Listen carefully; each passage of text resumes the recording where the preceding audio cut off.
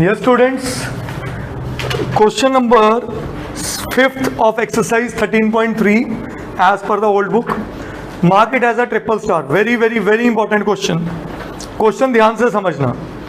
कहता what length of tarpaulin 3 meter wide. मैं आगे भी बता चुका हूँ.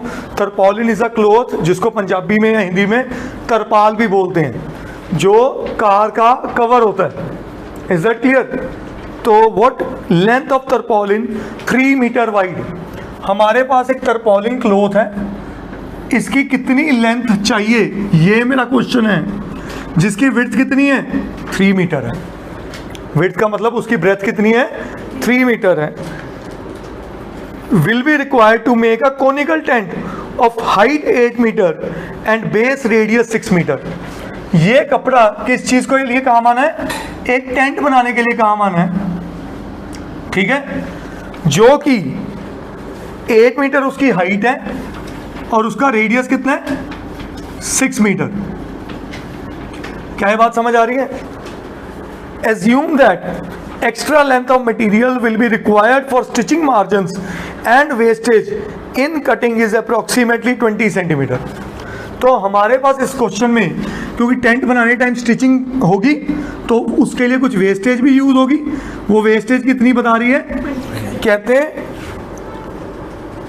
assume that extra length of material, extra length wastage in form of in length कितनी है 20 सेंटीमीटर. ठीक है जी. नाउ एंड यूज पाए इक्वल टू 3.14. जब गिवन हो ना पाए ये वैल्यू यूज करनी है, हम और कोई वैल्यू यूज नहीं कर सकते. क्या ये बात समझ आई?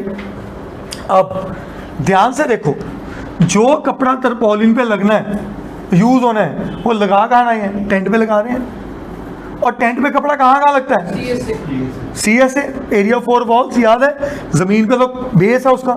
तो टेक्निकली इसके पहले मूवमेंट की अगर प्रॉब्लम आइडेंटिफाई कर दूं तो area curve surface area of tent is equal to area of tarpaulin, क्योंकि ये तो रेक्टेंगुलर शेप में. एरिया ऑफ तरपॉलिन का formula length into breath.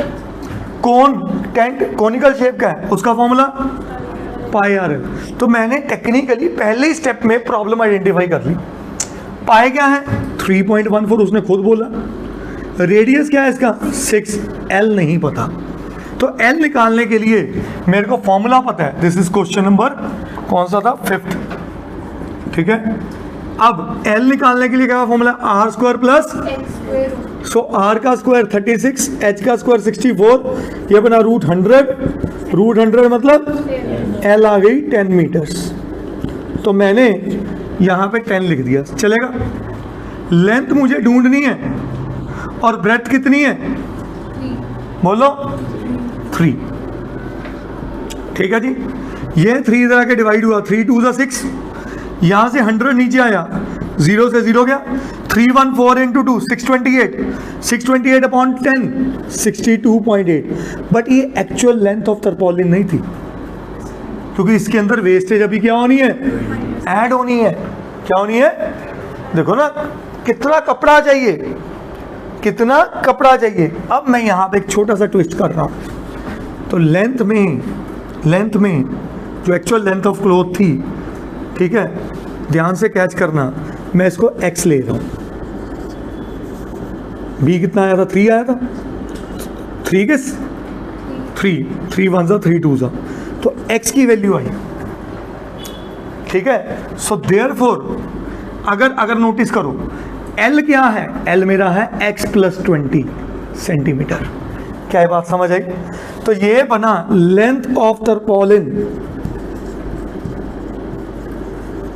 will be 62.8 plus 0.20 मुझे, क्योंकि 1 मीटर में कितने सेंटीमीटर? 100. तो 20 सेंटीमीटर 20 अपॉन 100 विच इज 0.2. तो ये कितने बना? 63 metres of the length is required, क्योंकि इसके अंदर वो कपड़ा जो यूज होना है टेंट बनाने में और जो स्टिचिंग एरर्स में वेस्टेज हो रही है वो भी ऐड करती है. Is this point clear? तो this is the only reason this question is important. बच्चे अक्सर इसका आंसर लिखाते हैं 62.8, but actual answer is not 62.8, actual answer is 63 meters. करिए नोट।